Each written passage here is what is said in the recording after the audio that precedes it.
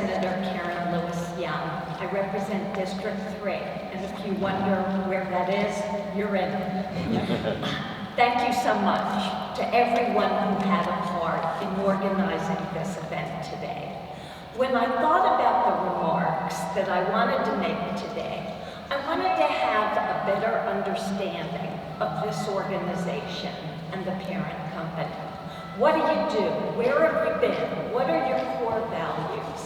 And as I did my research, the thing that struck me was, how does this happen? At a point in history when we're losing manufacturing jobs in our state and all over the nation, how does this organization differ in terms of its longevity, endurance, creativity? And I had a flashback to a book I read 31 years ago. The book is entitled Built to Last. It was written by two professors from Stanford Business School, and they did multi-year research on 18 organizations that had endured for an average of 100 years. And the question was, what differentiates them? Why did Motorola surpass Zenith? Why did Procter & Gamble surpass Colgate? And they came up with several observations. And I want to read you the chapter headings. The terminology is a little bit antiquated. It was 31 years ago, but you get the meaning. And as I read these chapter headings, I thought, check to everything I had read about this organization. What do visionary companies do?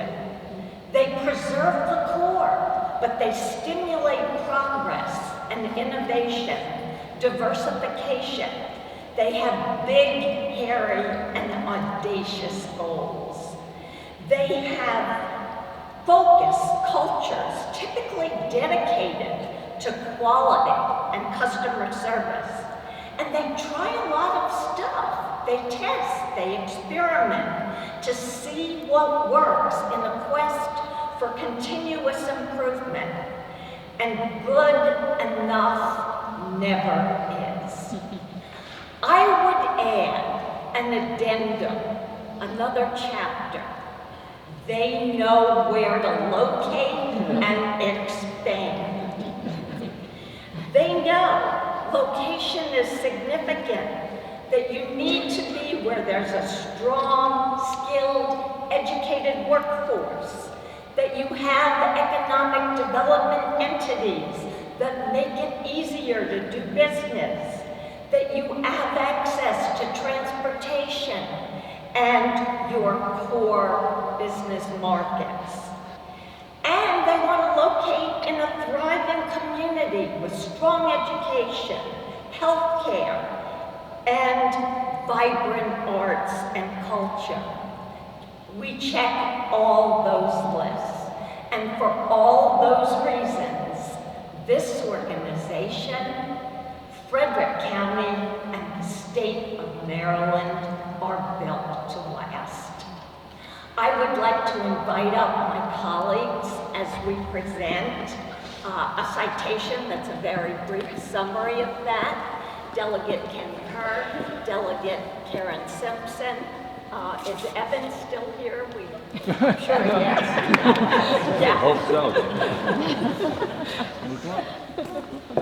And I want to thank my Chief of Staff, Andrew Burgoyne, as we present you with this citation. Thank you.